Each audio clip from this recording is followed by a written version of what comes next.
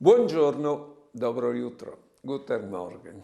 Bonde, us lei li speraulis che Monsignor Tonino Bello, il vescovo di Molfetta, ha scritis sulla Madone e son dedicadis soredut a vuatris feminis.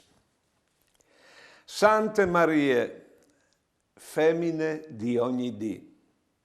Io di non sa capire che la parte più importante de mariologie non è che ti mette dentro te Bibbie o te patristiche o te liturgie o te sveritas di fede o te art.